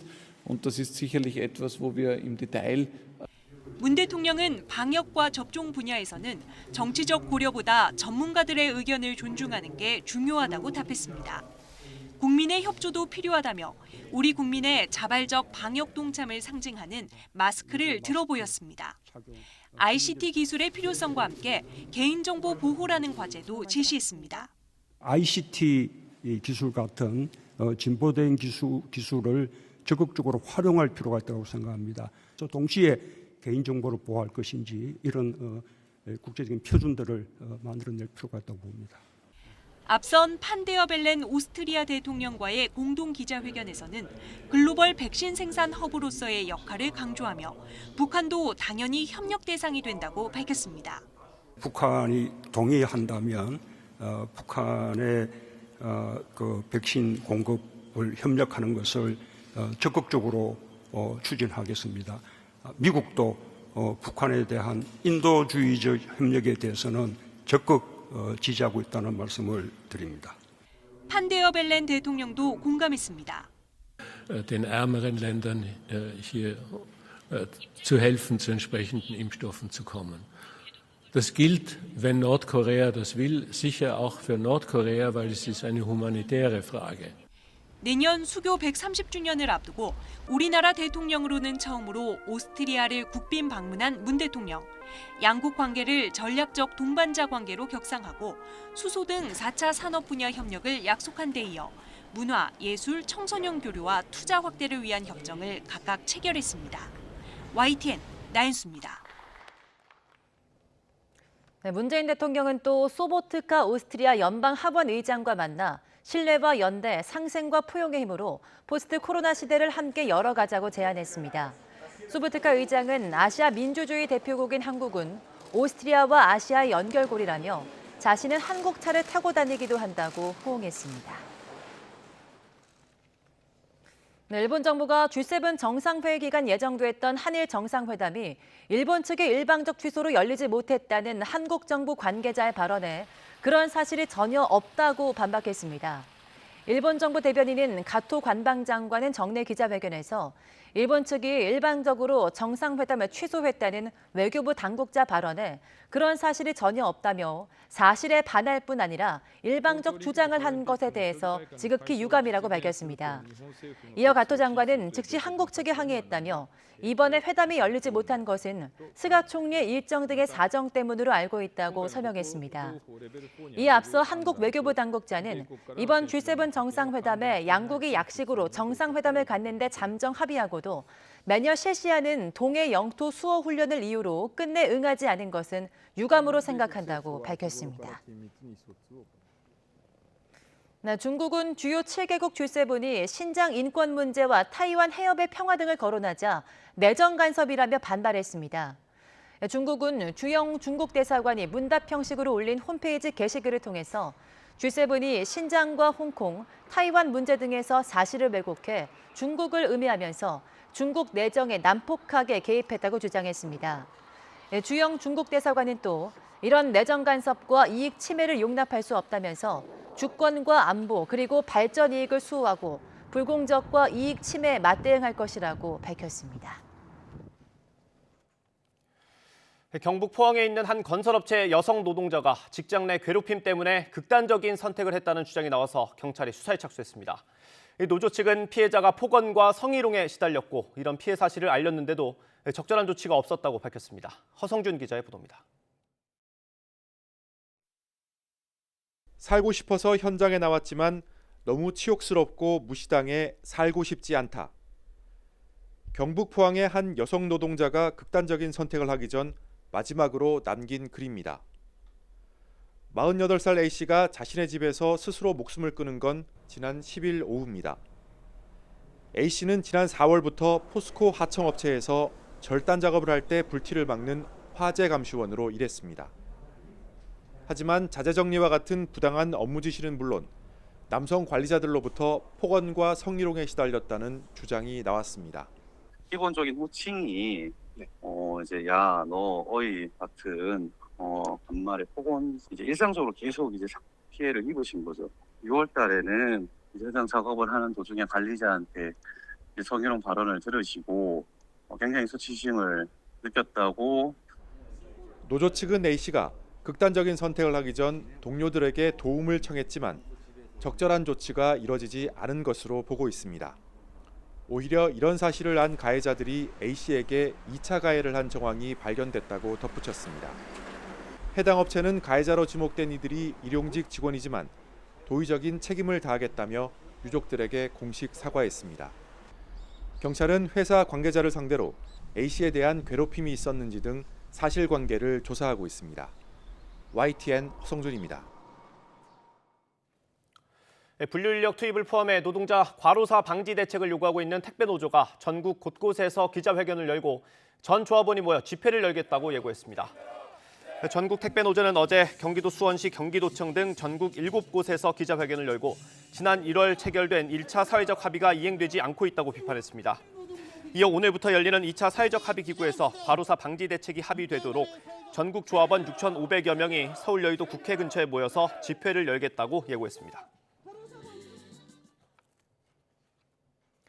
택배노조의 대규모 집회 예고에 대해서 경찰은 엄정 대응하겠다고 밝혔습니다. 서울경찰청은 전국 택배노조가 미신고 집회를 강행하는 등 방역수칙을 위반하면 관련 법령에 따라 해산 조치하겠다고 밝혔습니다. 현대중공업에서는 1년 사이에 노동자 5명이 숨지는 등 중대 재해 사고가 끊이지 않았습니다. 검찰은 안전사고 책임을 물어서 현대중공업 대표 등 임직원 10명과 협력회사 관계자를 포함해 18명을 재판에 넘겼습니다. 김인철 기자가 보도합니다. 지난해 5월 현대중공업 울산공장 LNG 운반선 배관 안에서 용접하던 노동자 A씨가 숨졌습니다. 협력업체 직원인 A씨는 밀폐된 배관 안에 있던 아르곤 가스에 질식한 겁니다. 울산지검은 이 사고를 포함해 지난 2019년 9월부터 이듬해 5월까지 5명의 노동자가 숨진 사고와 관련해 현대중공업 대표 등 10명과 협력회사 법인과 대표 등 8명을 불구속 기소했습니다. 방호망이 없어 노동자가 추락하거나 고정되지 않은 크레인 뭉치가 추락해 노동자가 숨져 산업안전보건법 위반과 업무상 과실치사 등의 혐의를 받고 있습니다. 이번에 기소된 사건 전후에도 현대중업에서는 사망사고가 끊이질 않았습니다. 사고 날 때마다 고용노동부에 특별 근로감독이 있었지만 큰 효과가 없었습니다. 중대재해로 사망하신 분이 42명이나 발생했습니다. 중대재해가 발생할 때마다 노동부에서는 특별 근로감독을 계속 진행을 했는데 그럼에도 불구하고 계속 사고가 발생했고요. 심지어 지난해 6월에는 3천억 원을 들여 고강도 안전종합대책을 마련했지만 2명 사망사고가 났습니다. 그러나 아직 기소도 안 된 상태입니다. 노동자 사망사고에 대한 회사의 책임을 엄중하게 묻는 중대재해처벌법이 제정됐지만 내년 1월에 시행되기 때문에 솜방망이 처벌에 그칠 것이란 우려도 나오고 있습니다. YTN 김인철입니다. 광주 철거 건물 붕괴 사고 희생자들의 장례 절차가 모두 마무리됐습니다. 어제 조선대학교 병원 장례식장에서는 희생자 가운데 가장 어린 고등학생 17살 김모군의 발인식이 열렸고 옛 호전 장례식장에서는 71살 고모 씨의 발인식이 엄수됐습니다. 이로써 희생자 9명의 발인이 모두 끝났습니다. 경찰은 철거 업체와 감리, 동구청 관계자 등을 상대로 사고 원인 조사를 이어가고 있습니다. 정부가 광주 건물 붕괴 사고를 계기로 전국 3만여 개 해체 공사 현장 가운데 위험도가 높은 140여 곳에 대해 2주 동안 집중 안전 점검을 벌입니다. 인허가 당시 제출한 해체 계획서대로 시공됐는지를 비롯해 감리자의 업무 수행 적정성과 현장 인접 건축물, 도보 안전조치 여부 등에 대해 집중 점검이 이루어질 예정입니다. 성추행 피해를 입고 숨진 공군 이모 중사 유족이 오늘 오후 국방부 검찰단에 첫 참고인 진술에 나섭니다. 유족 측 변호인은 이 중사의 부모가 참고인 자격으로 검찰단을 만나 수사에 협조할 예정이라고 말했습니다. 또 추가 성추행과 2차 가해 의혹과 관련한 고소 내용은 물론 이 중사가 숨지기 전 피해를 호소한 내용 등 이번 사건에 대한 전반적인 사항에 대해 진술할 것으로 안다고 전했습니다.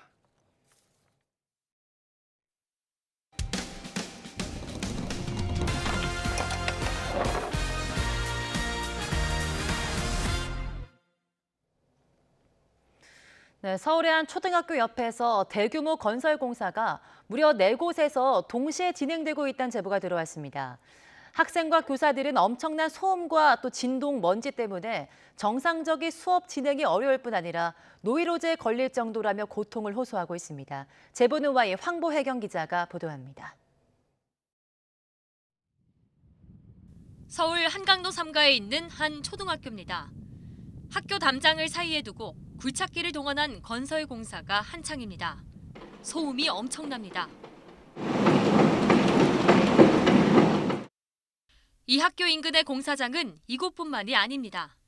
반경 100m 안에서 오피스텔이나 아파트 건설 등 대규모 공사가 4군데서 진행되고 있습니다. 특히 학교에서 불과 2m 떨어진 용산 철도병원 철거공사 피해가 가장 심각합니다. 엄청 시끄러워요. 지금 시끄러워가지고 선생님 말씀이 안 들려요. 왜 때려부시는 소리가 나요? 쾅 이런 소리가 나고. 수업 중. 네. 교실 바닥을 울리는 진동도 문제입니다. 매일 지진이 난 것 같다는 말이 나올 정도입니다. 초등학교에서 발이 뭔가 떨렸어요. 교실에서? 네. 물어봤더니 엄마 지진 난 것 좀 힘들려. 얘기하더라고요. 코로나19로 환기가 중요한데 공사장 먼지 때문에 창문 열기도 쉽지 않습니다. 먼지가 너무 많이 쌓여서 그저 창문을 열어놓을 수가 없다라고. 나는 천식이 있어요. 얘가 너무너무 스트레스를 받아요 지금. 철도병원 부지 시공사인 현대산업개발은 학교 안에 소음과 진동 측정기를 설치해 매일 기준치 이하로 관리하고 있다고 주장합니다. 저희가 학교에 충분히 협의해가지고 기준치 안에서 공사는 해왔어요. 실제로 학교에서 보낸 가정통신문을 보면 당일 최대 소음과 진동 모두 기준치 이하입니다. 하지만 여기엔 허점이 있다는 게 전문가 지적입니다. 실외에서 쟀을 때의 기준이고 실내에서 64 정도 나왔으면 굉장히 시끄러운 소리 수준입니다. 건물에 대한 피해 여부를 재는 거고 신체에 유의하다 무해하다 판단할 수 있는 근거가 되질 못합니다. 독도 공사 기간이 3년 정도라 소음과 진동, 먼지가 장기적으로 아이들에게 미칠 영향에 대한 세심한 배려가 필요한 상황입니다. 제일 문제가 되는 거는 소음에 지속적으로 노출되고 정신건강 불쾌감, 학업 능률이 좀 떨어지겠죠. 공사 현장과 학교가 워낙 붙어 있어서 안전사고도 걱정입니다. 지난 10일엔 돌멩이가 날아와 등교하던 학생이 다치기도 했습니다. 오늘 아침에도 근무더기가 나왔대요. 나와가지고 아이들을 쳤대요. 교육청은 건설 현장과 학교가 붙어 있어도 외부 공사장에 대한 제재는 자신들 권한 밖이라는 입장입니다. 학교 경계 밖에서 이루어지는 공사는 저희하고 상관이 없기 때문에. 허가를 내준 구청 역시 법적으로 문제가 없다고 말합니다. 건축법상으로는 학교 인근 공사장에 대한 규정을 따로 정하는 건 없고요. 소음이나 이런 것들이 기준치 내에 관리가 되고 있는 상황에 있어서 학부모들은 미세먼지 방진망이라도 제대로 설치해달라고 요구하고 있는데 그마저도 예산 문제로 지지부진합니다. 공사 중지 가처분 신청까지 검토하고 있는데 학생과 교사들이 겪는 고통이 언제쯤 해결될지는 알 수 없습니다. YTN 황보혜경입니다. 네, 보험금을 노리고 상습적으로 교통사고를 일으켜 모두 5억여 원을 받아챙긴 일당이 경찰에 붙잡혔습니다. 교통법규 위반 차량을 노렸는데 보험사의 의심을 피하려고 사기 범죄에 참여할 아르바이트생을 구했었습니다. 양동훈 기자가 보도합니다. 경기도 양주의 왕복 8차선 교차로 동시 신호가 떨어지자 흰색 차량과 검은색 차량이 나란히 좌회전합니다. 1차로에 있던 흰색 차량이 2차로로 차선을 바꾸려고 하자 검정 차량이 바싹 붙더니 접촉사고를 냅니다. 의정부의 한 교차로, 역시 1차로에 있던 차량이 좌회전하면서 차선을 바꾸려다가 2차로에서 뒤따라오던 차량과 부딪힙니다. 26살 A씨 등은 이런 식으로 경기 북부 일대에서 교통법규를 위반하는 차량과 일부러 접촉사고를 낸 뒤 수리비와 치료비, 합의금을 받아냈습니다. 지난해 1월부터 올 3월까지 모두 60여 차례에 걸쳐 5억 원 넘게 챙겼습니다. 보험사의 의심을 피하려고 이른바 작전에 참여할 운전자들은 SNS를 통해 끌어모았습니다. 교통법규 위반 차량을 보면 속도를 내서 고의 접촉해서 사고를 야기하는 수법을 이용하는 건데요. 이런 사고 경우에는 상대 차량도 이해 제기를 하지 못한다는 점을 갖다 악용하고 있기 때문에 경찰은 주범인 A씨를 구속하고 공모자 60명은 불구속 상태로 검찰에 넘겼습니다. YTN 양동훈입니다. 네, 국민의힘 이준석 신임 대표가 소속 의원들과의 첫 공식 상견례에서 당직 인선을 비롯한 여러 현안에 대해 많은 의견을 듣고 독단적이지 않겠다고 밝혔습니다. 이 대표는 어제 취임 후 처음 참석한 의원총회에서 대선 승리의 목표로 자신을 지도해주고 믿어주기를 간곡히 부탁한다며 이같이 말했습니다. 김기현 원내대표는 지치고 분노한 국민에게 이준석 백신이 등장했다며 오염된 대한민국 정치 현장을 새롭게 정리하는 지표가 될 것이라고 평가했습니다. 네, 국민의힘은 최고위원회를 열고 수석 대변인 황보승희 의원으로 당대표 비서실장을 서범수 의원으로 최종 결정했습니다. 1976년생인 황보승희 수석 대변인은 부산 출신으로 부산 중구 영도구 초선 국회의원입니다. 경찰 출신인 서범수 당대표 비서실장은 울산 울주군 초선 국회의원으로 22살 어린 이준석 대표를 보좌하게 됐습니다. 네, 국민의힘 이준석 대표의 일부 당직 인선 사전 발표와 관련해서 김재원 최고위원이 최고위원회의 논의사항이라며 문제를 제기했습니다. 김재원 최고위원은 회의에서 최고위원회의에서 협의하거나 결정해야 할 많은 일들이 사전 공개되거나 결정되면 최고위원회의는 형해화되고 아무 역할을 할 수 없게 된다면서 앞서 발표된 당직 인선을 지적했습니다. 남북 정상이 처음으로 만나 우리 민족끼리 통일을 이뤄나가자는 6.15 남북 공동선언이 오늘로 꼭 21년 됐습니다. 하지만 소통조차 단절된 경색 국면이 1년 넘게 이어지고 북한은 무응답을 이어가며 그 의미는 퇴색되고 있습니다. 한연희 기자입니다. 지난 2000년 분단 이후 처음으로 손을 마주잡은 남북 정상. 2박 3일의 회담 끝에 역사적인 6.15 공동선언을 채택했습니다. 우리 이 두 사람이 공동 성명에 대해서 완전히 합의를 봤습니다. 여러분 축하해 주십시오.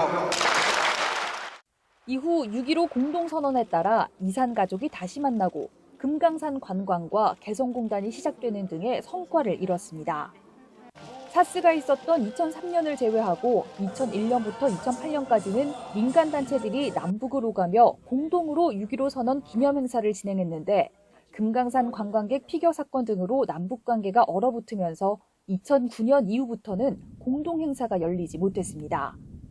지난해에는 6.15 공동선언 20주년을 맞아 우리 정부 차원에서 행사를 열고 소통과 협력을 제안했지만 북한이 바로 다음 날 개성 연락사무소를 폭파하며 대화마저 완전히 단절됐습니다. 16일 14시 50분 요란한 폭음과 함께 북남 공동연락사무소가 비참하게 파괴됐습니다. 올해는 북한 매체도 6.15 공동선언과 관련한 언급을 하지 않고 있는 가운데 우리 측 역시 정부 차원의 행사 없이 이인영 통일부 장관이 6.15 선언을 계기로 열리는 각종 행사 축사를 통해 의미를 기릴 뿐입니다. 분단의 아픔을 또 분단의 어둠을 뚫고 평화통일의 새 역사를 열었던 6.15 정신으로 되돌아와서 남북이 함께 신뢰를 만들고 한반도의 평화를 다시 도약시킬 수 있기를 희망해 봅니다. 우리 정부는 6.15 공동선언 정신에 따라 언제든 대화를 재개할 수 있게 준비하겠다며 북한의 호응을 촉구하고 있습니다. 하지만 북한의 침묵이 이어지는 가운데 평화와 통일을 꿈꾸며 21년 전 어렵게 이뤄낸 남북 합의의 의미는 빛이 바래고 있습니다. YTN 한현입니다. 네, 올해 첫 독도 방어 훈련인 동해 영토 수호 훈련이 오늘 비공개로 실시됩니다. 군 당국은 독도 인근 해상에 지정된 훈련 구역에서 해군과 공군, 해경 등이 참가하는 가운데 오늘 하루 동안 독도 방어 훈련이 실시된다고 밝혔습니다. 군 관계자는 매년 정례적으로 동해 영토 수호 훈련을 시행해왔다고 강조했습니다. 미래의 먹거리를 잡고 생존을 이어가기 위한 기업들의 짝짓기 대전 막이 올랐습니다. 역대급 인수합병 매물들이 이번 주부터 본격적인 세주인 찾기에 돌입했습니다. 보도에 김상우 기자입니다. 법정 관리 졸업 10년 만에 다시 기업 회생 절차를 밟고 있는 쌍용차 노사. 2년 무급 휴직 등을 골자로 하는 자구안에 서명해 인수합병 추진 동력을 확보했습니다. 미국의 자동차 유통업체와 한국의 전기차 업체, 사모펀드 등이 인수에 관심을 갖고 있는 것으로 알려진 가운데 이르면 이달 입찰 공고를 통해 회생 속도전에 나섭니다. 노사 간 합의를 통한 합의안 도출 큰 산을 넘었다고 봅니다. 앞으로는 속도가 굉장히 중요할 것으로 보입니다. 시가총액 3조 7천억 원가량으로 시공능력 6위인 대우건설, 1998년 워크아웃에 들어간 이후 인수합병 시장에 또 나왔습니다. 이번이 세 번째입니다. 오는 25일쯤 예비 입찰을 시작으로 다음 달 초 예비 후보를 선정한 뒤 8월에 본입찰을 실시합니다. 코로나19 장기화로 배달 산업이 급성장한 상황 속에 배달앱 시장 점유율 2위로 몸값 최대 2조 원대로 추정되는 요기요 매각을 위한 본입찰도 이번 주 진행됩니다. 예비 입찰 때는 신세계그룹의 쓱닷컴과 사모펀드 등이 관심을 보인 것으로 알려졌습니다. 요기요 인수의 변수는 롯데쇼핑과 신세계그룹 이마트의 2파전으로 압축된 올해 인수합병 시장의 최대 매물로 꼽히는 이베이 코리아 인수전입니다. 신세계가 이베이 코리아 인수에 성공할 경우 요기요까지 인수하기에는 자금 부담이 크기 때문입니다. 미국의 이베이 본사가 5조 원가량의 매각 대금을 기대하는 것으로 알려진 가운데 이베이 코리아의 새 주인은 이번 주 결정됩니다. 국내 이커머스 시장서 3위인 이베이 코리아를 인수하는 곳은 단숨에 1위나 2위로 올라서게 되지만 고배를 마시는 쪽은 타격이 불가피합니다. 하지만 롯데나 신세계가 이베이 코리아 인수로 기대했던 만큼의 효과를 거두지 못하고 쿠팡과의 경쟁이 심화하며 추가 투자 부담까지 안을 경우 승자의 저주에 빠질 수 있다는 우려도 나오고 있습니다. YTN 김상호입니다. 세계보건기구 WHO 사무총장은 코로나19 백신을 기부하겠다는 G7의 약속을 환영하지만 여전히 더 많이 필요하다고 강조했습니다. 거브라이수스 WHO 사무총장은 화상 언론 브리핑에서 G7 국가들이 주로 코백스를 통해 백신 8억 7천만 회분을 기부하겠다고 한 발표를 환영한다고 밝혔습니다. 거브레수스 사무총장은 매일 10,000명 이상이 숨지고 있다며 G7의 기부 발표는 도움이 되지만 우리는 더 많이, 더 빨리 필요하다고 말했습니다. 이에 대해 브루스 에일워드 WHO 선임 고문은 아프리카가 가장 취약하고 의료 서비스가 충분하지 못한 지역이라면서 G7이 약속한 백신을 이 지역에 우선적으로 제공할 거라고 전했습니다. 방탄소년단의 노래 버터가 미국 빌보드 메인 싱글 차트 핫백에서 3주 연속 1위를 차지했습니다. 2주 연속 1위에 올랐던 다이너마이트 성적을 넘어섰습니다. 김혜연 기자의 보도입니다. 발매하자마자 1위를 꿰찬 버터는 3주 연속 정상 자리를 지켜냈습니다. 다이너마이트 기록도 넘어섰습니다. 다이너마이트는 통산 3번 1위에 오르기는 했지만 3주 차에 1위 자리를 내주면서 2주 연속곡으로 기록됐기 때문입니다. 역대 빌보드 핫백 1위 곡 가운데 버터처럼 발매 뒤 곧바로 1위로 데뷔한 건 모두 54곡입니다. 이 가운데 3주 연속 1위를 지켜낸 곡은 버터를 포함해 15곡밖에 되지 않습니다. 특히 올해 1위 곡 중 3주 넘게 정상을 지킨 건 올리비아 로드리고의 드라이버스 라이선스 이후 버터가 처음입니다. 빌보드는 발매 첫 주 1위에 오른 건 다이너마이트 흥행에 이은 호기심 요인이 컸다면 계속 정상을 지킨 건 대세가 됐다는 것을 뜻한다고 분석했습니다. 대부분 3주 이상이라고 하면은 좀 장기 집권, 그러니까 오래도록 1등을 할 노래라는 인식이 있거든요. 그렇기 때문에 3주 연속 1위 어려운 기록이고 또 대단한 기록이라고 볼 수 있겠습니다. 버터의 이런 기록이 가능했던 가장 큰 요인은 바로 음원 판매량입니다. 2위 올리비아 로드리고는 스트리밍에서는 BTS를 2배 이상 앞섰습니다. 하지만 음원 판매량에서 BTS가 10배 가까이 격차를 벌리면서 점수를 끌어올렸습니다.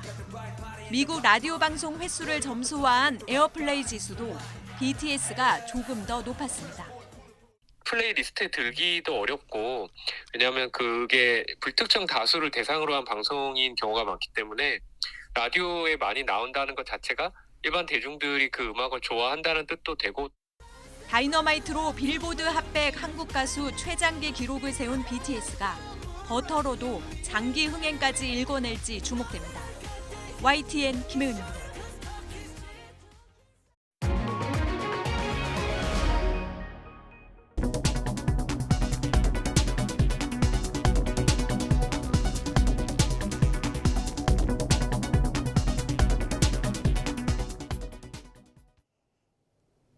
오늘은 전국 곳곳에 비 소식이 있습니다. 흐리고 비가 내리면서 기온도 크게 오르지 못하겠는데요. 오늘 서울의 한낮 기온은 26도로 그간 계속됐던 낮더위가 잠시 누그러지겠습니다. 현재 레이더 화면을 보면 서해상에서 비구름이 점차 다가오고 있습니다. 비는 아침에 서쪽 지방을 시작으로 오전 사이 그 밖에 전국으로 확대하겠는데요. 예상되는 비의 양은 제주 산간에 100mm 이상, 전남 남해안에도 최고 60mm로 많겠고요. 그 밖의 지역에는 5에서 많게는 40mm가량이 되겠습니다. 비는 수도권은 오후에, 충청도는 밤에 대부분 그치겠습니다. 오늘 낮 기온은 어제보다 3도에서 6도가량이 내려가겠는데요. 서울의 한낮 기온은 26도, 대전은 25도, 부산은 23도 선을 보이겠습니다. 금요일에는 전국에 또 한 차례 비가 내릴 전망입니다. 지금까지 날씨 정보였습니다. 네, 굿모닝 YTN 여기서 마치겠습니다. 잠시 후 YTN 24가 이어집니다. 시청해주신 여러분 고맙습니다.